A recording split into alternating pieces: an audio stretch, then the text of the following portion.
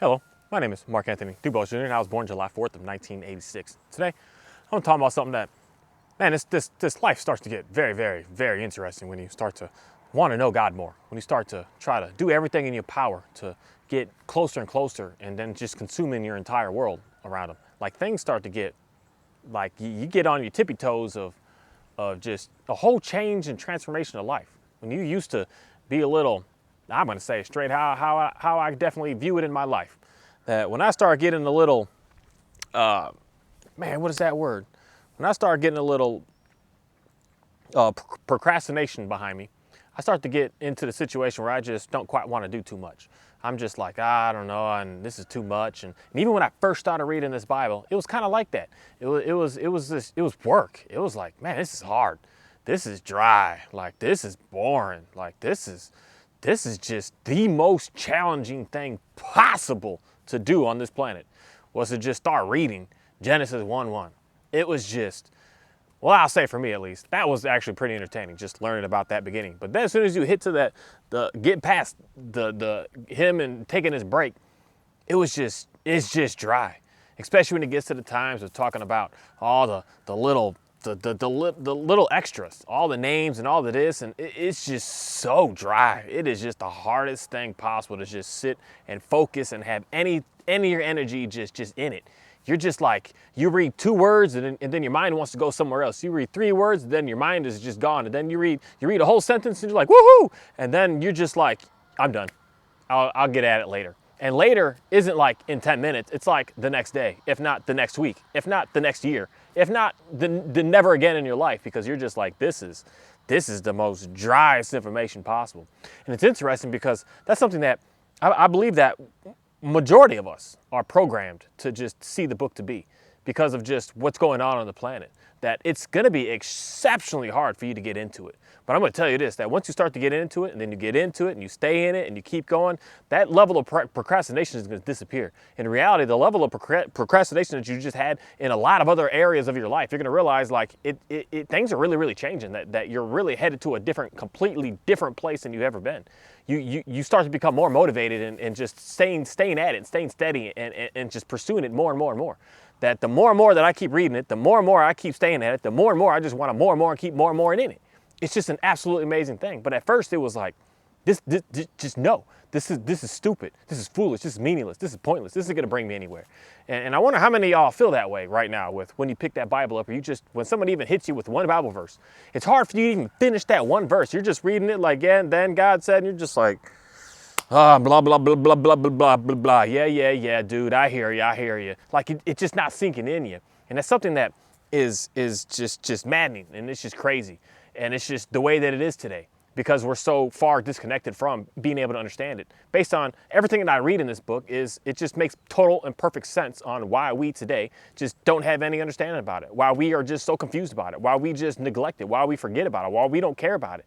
And the more I just keep on going, the more that I'm focusing more and more of my time upon it, and realizing that it's starting to just upgrade isn't the word. It's starting to fulfill my day. It's starting to allow me to have a purpose of the day. Waking up and praying right away, saying, hey, God, please forgive me. I messed up. I messed up even in my sleep, God. Like I was dreaming about some things that I need not to be even thinking about, but yet it was just coming to me and I was in it. And I couldn't get away from it, because in reality, I was enjoying it. But I want to be able to figure out how to be able to get out of that. And I'm just praying to God, just saying, I know I sinned. I know I'm just I'm not no good. I'm not perfect. I'm not right. I'm not just blameless. I have a whole lot of flaws, and I'm never going to be perfect, and I'm never going to say something perfect. I was like, please forgive me for the words that I said that were going against what it is that you're looking for me to say. And I was saying, please just bring to me a way so that I can be able to better interpret the words that you want me to be able to say. Please bring more clarity to me so that I can be able to speak some words that you want to be able to put out to other people. And for me to be able to have the right way to be able to guide people in the right direction, and then keep them so far away from the wrong direction. And then I was like, show me the wrong direction so that I can make sure that what they're saying and what they're doing is not what I'm doing. Because sometimes we can get stuck in not really actually knowing what's wrong. Because there's one thing that I am going to say for a fact on matter of fact on fact, is this planet having Satan as the, say, what do you call him, the king of this planet in reality, you can say, of this planet, of this, I won't even say the planet, of the land. He ain't got control of anything else but just the land and the people on the land. That he knows this Bible just as good, just as good. He doesn't know it better than God, but he knows the words, but he doesn't know the meanings, but he knows the words. I know for a fact that he knows the words, and it's so good. And then for someone who is still living in that life of, you look at this Bible as it's just blah, blah, blah, shut up, I don't care about you. When you hear someone speak that is seeming like they look like you, they got a similar image to you, they got a similar lifestyle to you, they're talking about how they used to do things that you're still doing and how they're able to get out of it and get away from it, that they can come at you and hit you with some words that are from this text, but they don't know the meaning of the words. They're just using the words. They're just saying words. They're just putting words out there that, see, look, God said it here. Look, God said it there. Look, God said this here. I'm going to tell you this right now, that the devil and the Satan know this book up, down, all the way around, all of it. They know all the words, but he doesn't know the meaning. And that's where the beautiful thing of who Jesus, what Jesus is all about, being able to come here, to being able to die, to being able to ascend, to be able to bring back the most amazing gift that I think that we all have regardless. An amazing gift of being able to have the Spirit inside of us, of being able to have the law put upon us in our hearts, in our own selves. That's why we all collectively as a group of people know in reality what's right and what's wrong. We just keep doing some wrong things because we're confused, and in reality a lot of the wrong things can make you feel good for a moment. And that's the lies that the enemy is going to really put into and bring to you. It's letting you know that, hey, this short-term fun, this is fun, this is fun, this is good, so you just keep going that way, but you realize you need more and more and more and more and more. Something that I was just speaking about today, talking to somebody, just really got in me about the whole concept of like medicating dogs today. That a lot of people are using like these depression pills and everything for dogs, because the dogs are too anxiety, and dogs are this, and I'm going to say it's just a lack of structure is why the dogs have this high level of anxiety. It's a lack of structure on why these dogs are just going absolutely madness. And I can say more likely the same thing with us as human beings. We have a lack of structure going on today. We're no longer allowed to discipline kids, and everyone gets a trophy, and everyone gets the pass, that there's no longer a high level of structure put upon people.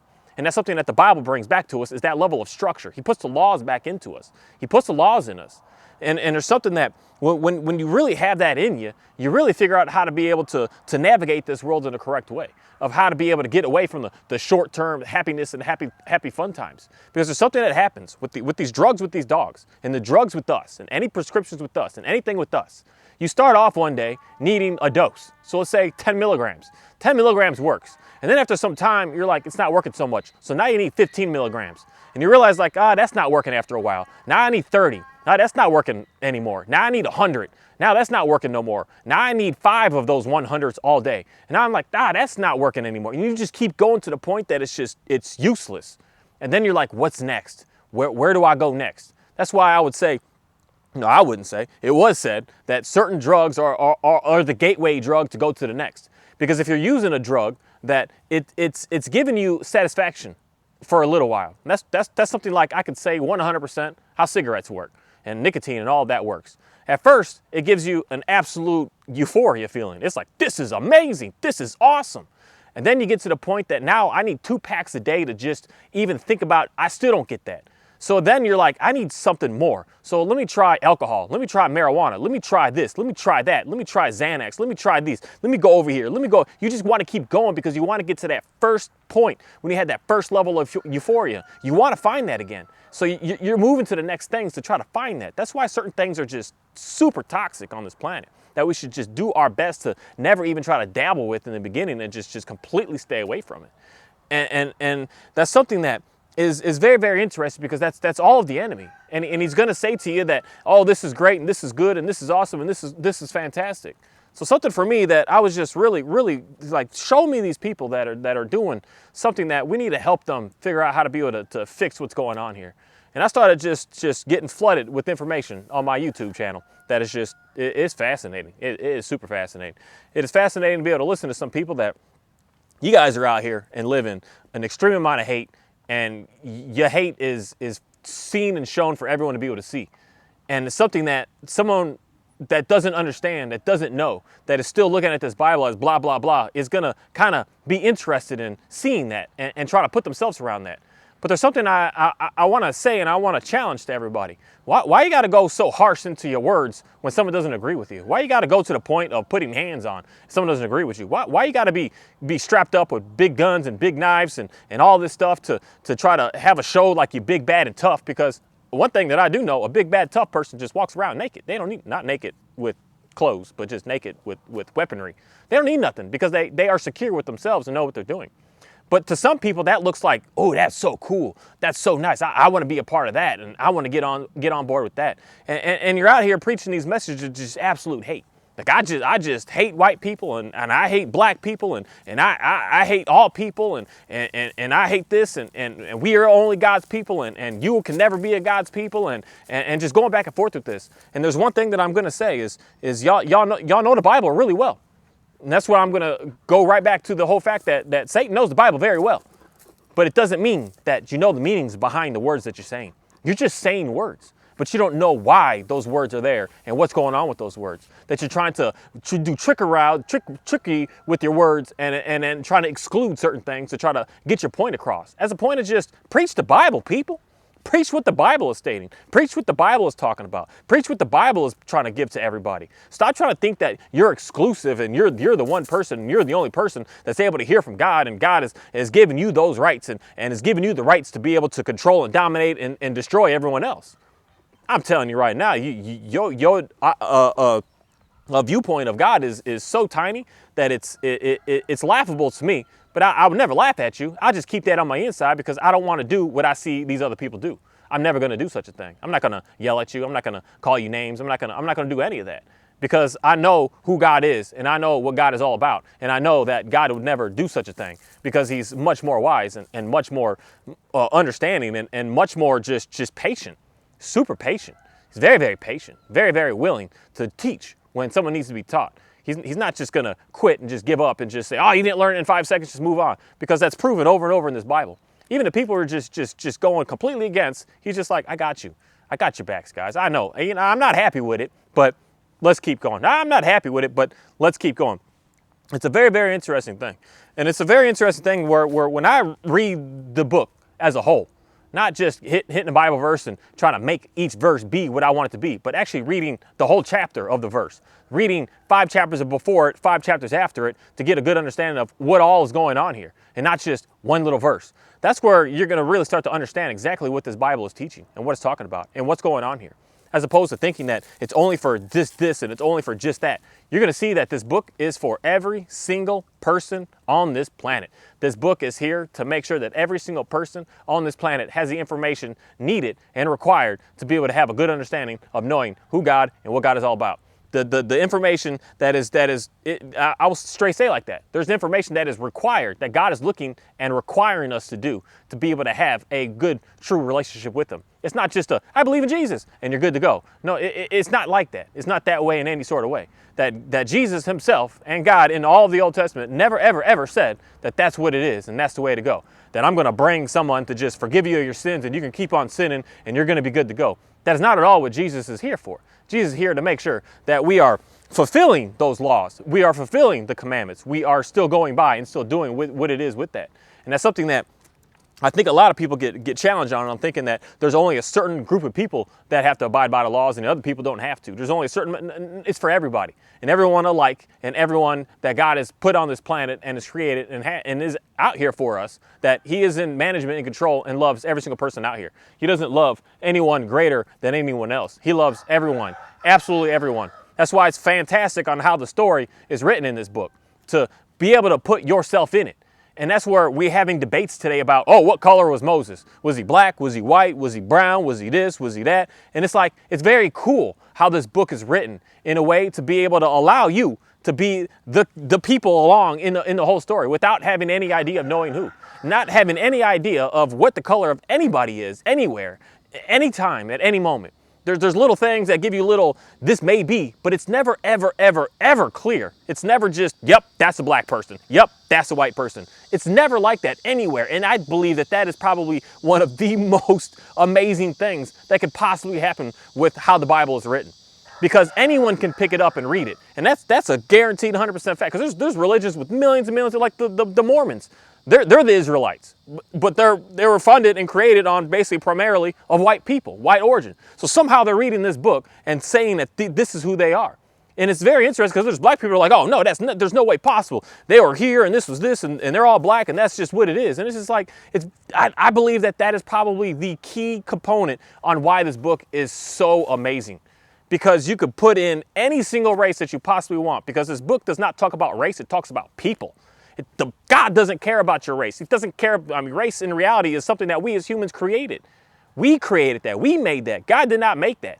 God made different clans of people, different groups of people. He made these different, the Canaanites and the Israelites and the Monites and the Ananites and I don't know, I guess the Egyptians. He created all these people, but he didn't create to say, hey, the Egyptians are black. The Egyptians are white. The Canaanites are white. No, it's never stated. Never anywhere. And that, in my opinion, not just even my opinion, but what I've been really asking God for this wisdom and this understanding, to be able to teach the message, to make sure that everyone has a very good understanding of knowing what this Bible is all about, is there's no race involved here.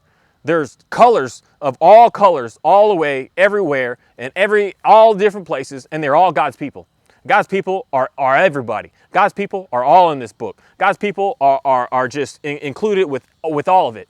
And that's said multiple times based on, just let me read this right here real quick, because this is somewhere where things have to be said to make sure that it's very, very clear. So that if somebody did get into their brain, this book is only for this and Jesus is only for this, that things can be just like very easily black and white, perfect way of stating that, to let you know, like, no, you're actually wrong. There's multiple places that this book says that it's for everybody. So if anyone is reading it and says, oh, it's only for the Jews and the blacks, there's parts in this book that say, well, it's for the Gentiles and the Greeks, and there's no way that anyone can say that those are not white people if that's exactly what's going on here. If there's one over here and there's one over here and it's only for these people and these colored people, then it must not be for those colored people. And it constantly keeps going back and forth with letting us know, like, no, it's for everybody. It's for everyone. So right here I want to read the book of Romans. The book of Romans and the book of Acts, and these are two pretty interesting books that should start to really, because when Jesus was here, I'll get to that reading in a second. When Jesus was here, it goes more into the stories of the Mark, Luke, John, Matthew, with the concept of all the miracles and the things he was doing. Not so much of the teachings that were going on behind the scenes. Because when he was out in public and doing what he was doing, he was speaking to people in a way that is confusing, straight up. That's how he said it even. I'm not speaking to him straight. I'm speaking to him in clues and hidden messages. But there was a lot of time that they were just hanging out. Him and the disciples were just doing what they were doing, having dinner, chilling, relaxing, having a drink, just getting some water, cleaning, washing, just hanging out. Times before they going to sleep, just having a little chit chat before you go to bed. There's a lot of that going on. And that's the information that we get in the book of Acts and the book of Romans, is that extra that we didn't quite get from just seeing and hearing about all the miracles that Jesus was doing. That's just constantly what's going over and over again. He healed this person's sight. He healed this person's, he brought this person back to life. He did this. He's just doing all these things to let you know what type of person he is. That he's not just your normal, regular person. That he's something that is substantially better than what we have been and what we've ever done before on this planet. That he's came to like improve that. Like, I'm different than you. I'm you, but I'm different. I have different spiritual skills than you do. That my body is the same as you. I die the same way. I got to eat the same way. I got to drink some water the same way. I get sweat. I get tired. I get hot. I get cold the same way as everybody. But he's able to spiritually do some things that other human beings just were not in any way capable of being able to do. And that's what all those books are really, really talking about. All those spiritual things that he was doing that were just fantastic. But the book of Acts and the book of Romans, and in reality, the rest of this entire thing, the book of Galatians, all these things. It's just kind of going into it is going into the background dialogue of what Jesus was talking about and what it is that he really means by what it is that he was saying. His real meanings behind all the words that he was putting out there. When he was going out to the crowds and giving all these parables, he would go to the disciples and say, this is what I mean by that. And right here is just something that is just fascinating to me, because it's just, it clears up the whole, God is only for this color and for this people, as opposed to God being for everybody.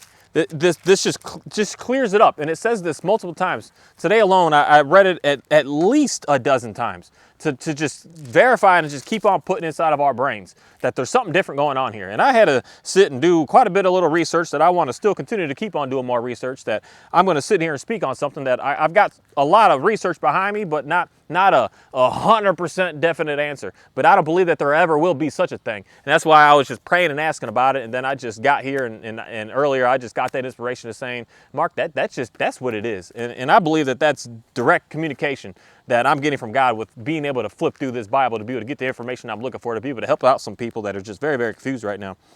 And so right here, and that comes down to the whole concept of like the Gentiles or the Greeks or the Jews or any of these people, that there's a difference here. And there's a difference, and if there wasn't a difference, why would he bring it up? But in the 3rd chapter of Romans, in the 21st verse, it says, "But now, apart from the law, the righteousness of God has been made known, to which the law of the prophets testify. This righteousness is given through faith in Jesus Christ to all who believe. There is no difference between Jew and Gentile, for all have sinned and fall short of the glory of God, and they are all are justified freely by his grace through the redemption that came by Christ Jesus. God presented Christ as a sacrifice of atonement through the shedding of his blood to be received by faith. He did this to demonstrate his righteousness because of his forbearance. He had left the sins committed beforehand unpunished. He did it to demonstrate his righteousness at the present time, so as to be just and the one who justifies those who have faith in Jesus. Where, then, is boasting? It is excluded because of the law. Because of what law? The law that requires works? No, because the law that requires faith. For we maintain that a person is justified by faith apart from the works of the law. Or is God the God of Jews only? Is he not the God of Gentiles too? Yes, of Gentiles too, since there is only one God who will justify the circumcised by faith and the uncircumcised through the same faith. Do we then nullify the law by this faith? Not at all, rather, we uphold the law. Something very interesting, because someone would say to me, Mark, the Gentiles are black people too. They're just the ones that don't believe, that have gone to other places, that started off and started to do their own stuff. They're the Israelites as well, that they got scattered all around. And I'm going to say, if that was the case, why would God himself, even Jesus himself saying this, why then would there be two different terms here? And why wouldn't he just say one term? Why wouldn't he just say the Israelites and the non-believing Israelites? Why wouldn't he just say that? Why wouldn't he say, oh, the Israelites are the ones that Jesus came here for, and they're the only ones that are able to be saved by Jesus? And why would God put in his text two different things here if there was just only one? That's just the part to me that just was like a, thank you, God, for allowing me to see the simplicity in this and try to get myself out of the confusion that's going on with this. Because if Jesus was just for one person, he would say, I'm here for the Israelites. I'm here for the Jews. And that would be the end of it. You would be able to say to me that, okay, that's what it is. But God came and he said, I'm for these and for these. Don't think that I'm only just for that, but I'm also for that. And that just lets me know, like, you just put color with it. I'm for black and I'm also for white. It's something that is just very, very fascinating when you really just stop and get the meaning behind the words and not just read the words. I'm getting the meanings behind what's going on here. And that's what God brings to you. He brings you the meaning. He brings you the clarity. He brings you the understanding. But if you're not having an understanding of wanting to live by God, that you're still living by the world, you're still looking for worldly things, you're going to continue to keep on maintaining and getting the worldly things. You're going to keep on looking at the world and thinking that that is what it is. How you see the world, you see fighting going on with this, oh yeah, that's how the Bible is. As opposed to realizing that that's not the world. We don't live in that when you believe in Christ. When you die and get saved by Christ, when you believe in him, you start to follow his commandments, you start to follow his laws, you start to become a completely different person away from what it is that you see out here. And that's where There's going to be some people that are going to interpret this Bible as it should be, and some people that are interpreting the Bible as they want it to be. That's something that is just very, very crazy that's going on today. That it's maddening, but it's exciting to me. It's super exciting to me because it just starts to keep continuing to fulfill what's going on in this Bible. It continues to keep on fulfilling what this Bible keeps talking about us as how we are as people. Because if that wasn't going on, then I would say, oh, this Bible's fake. This Bible is stupid. This Bible isn't real, because there's none of that going on out here. And everything that's going on in this book is going on out here. It's super fascinating. It's super fascinating. There's something else I want to read right here that is just super fascinating, because it's in the Romans of the 13th chapter, in the 11th verse. It says, and do this, understanding the present time. The hour has already come for you to wake up from your slumber, because your salvation is nearer now than when we first believed. The night is nearly over, the day is almost here. So let us put aside the deeds of darkness and put on an armor of light. Let us behave decently as in the daytime, not in carousing and drunkenness, not in sexual immorality, not in debauchery, not in dissension and jealousy. Rather, clothe yourselves with the Lord Christ Jesus, and do not think about how to gratify the desires of the flesh. This is something that is super fascinating, because the main word here that I just see that is really going on with a lot of people, the jealousy and a dissension. Dissension is a word I had to look up, because I'm like, I feel like I know it, but I want to look it up to really just have a good idea of exactly what it is. And I believe I still had that right here real quick to be able to check out. It's a disagreement that leads to discord. It's just, it's bickering, fighting, battling. It's just madness. It's my way's right and you can't possibly be right. Where I'm going to say, I don't believe that in what I believe with how I look at this Bible. I believe that what I'm seeing, what I'm understanding is what seems to be right. But I'm not going to force that right on you just to try to make you see what I see. No, I'm going to allow God to allow you to be able to see what it is that I see. I'm not going to be the human being that's going to sit here and force you and dictate and demand that you believe what I believe. And we've got that going on today. We've got a lot of that going on today. And a lot of that going on today with the Hebrew Israelites. And someone asked me, well, what's the Israelites? The Israelites are the people that are claimed to be the only people that are able to hear, understand, and been saved by God, because that's the term in the word that's been used in this book, this entirety. And it's something that's super fascinating, because that word doesn't put a color, it doesn't put a race, it doesn't put a nothing on it. It puts a group of people. And I think that's, I'm going to say again, the beauty of God.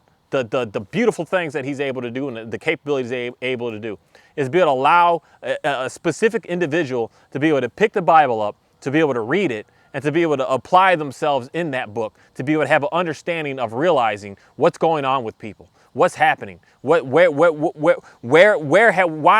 are we where we are now?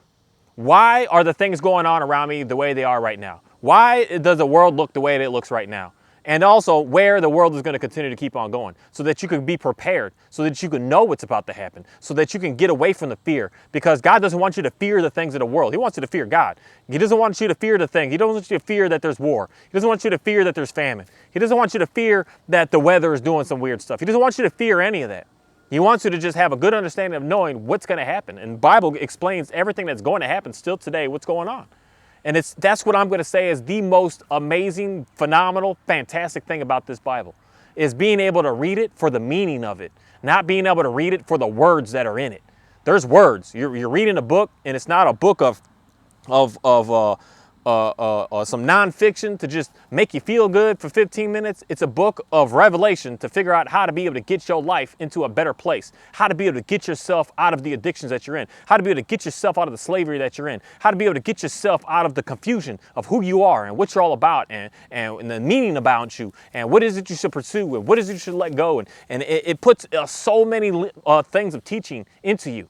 But everyone is so stuck on, not everyone, but there's a whole lot of people on this planet that are just so stuck on the concept of these are the only people and that's just what it is, as opposed to reading the meaning of it, the meaning of what are Israelites, the meaning of why they were oppressed, the meaning of how they got there, the meanings behind all of this, to have a good understanding of realizing what is the meaning of Jesus, why he came here, why he had to do why did the people treat him the way that they treated him? Why do people treat the prophets the way that they treat him?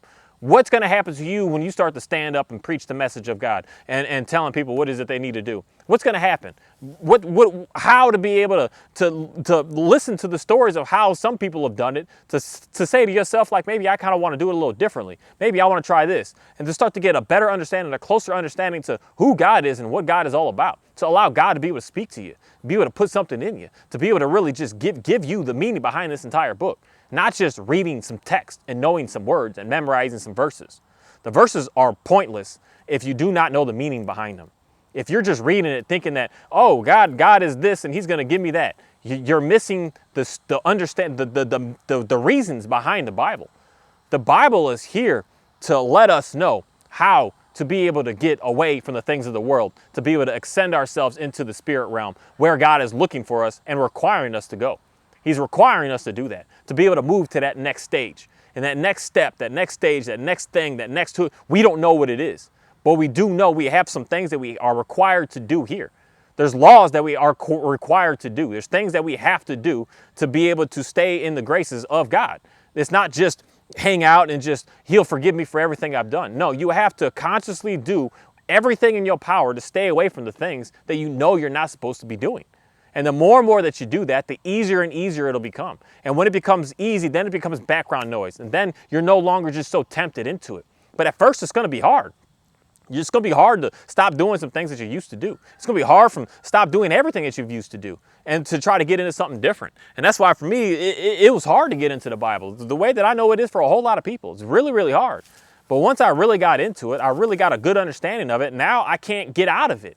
Now all I do is want to get further and further in it. Now I hear someone speak of a Bible verse and I'm just like, dude, you are confused with the meaning here. You're just saying words. And it energizes me to want to continue to keep going more and more into it. Not to even help that person, but to help my own self.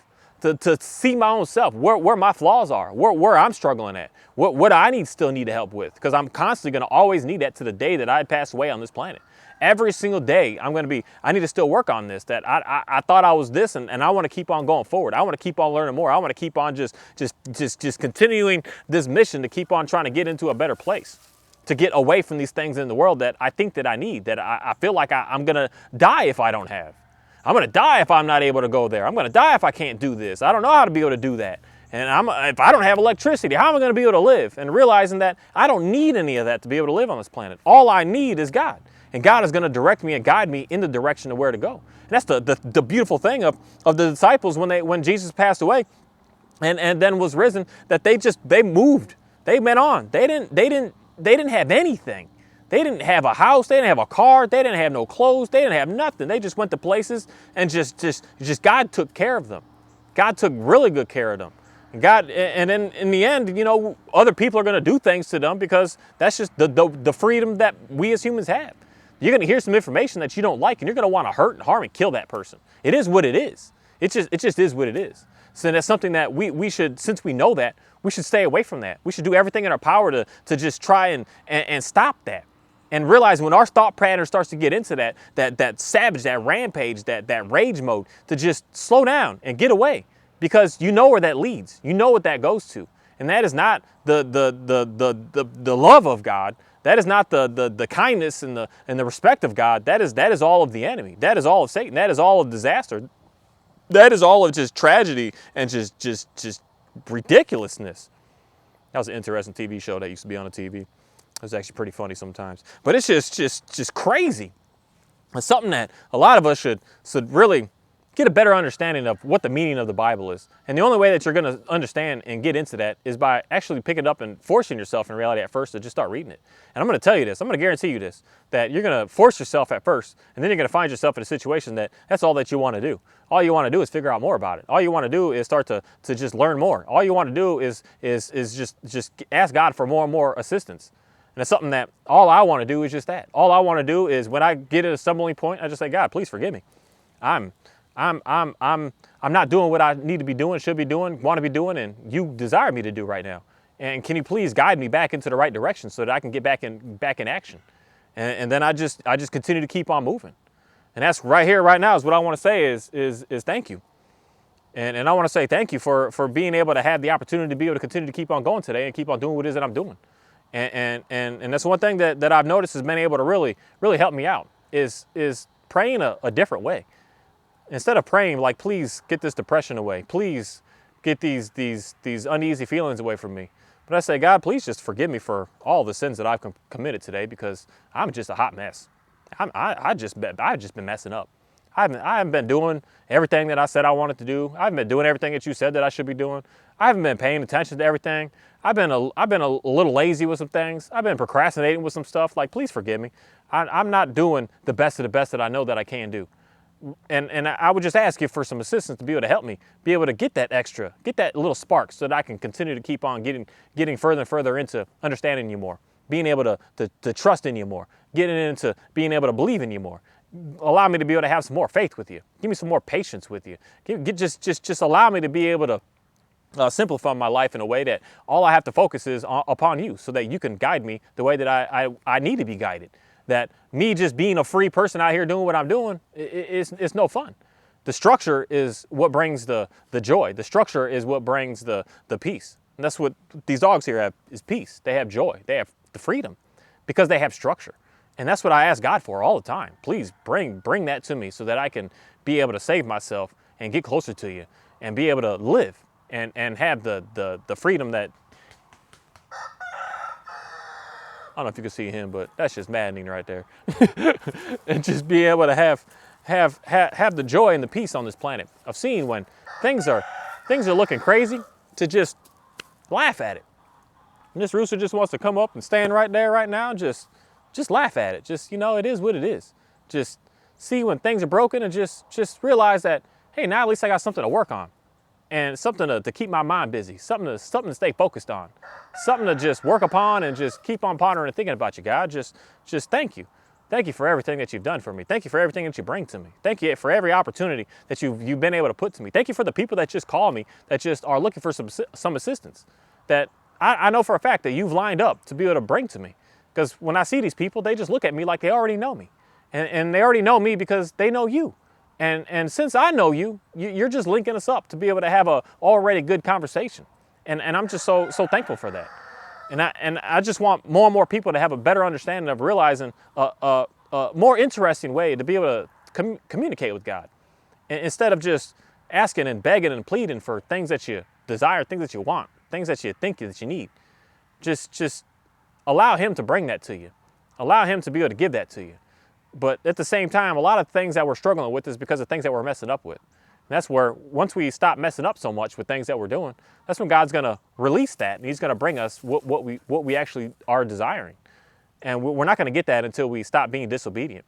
And that's why for me, I ask God every day, every moment, every who knows how much, of just showing me where I'm messing up, showing me what I need to keep on working with, showing me where I'm just failing, so that I can work upon myself to be able to get through that. Thank you.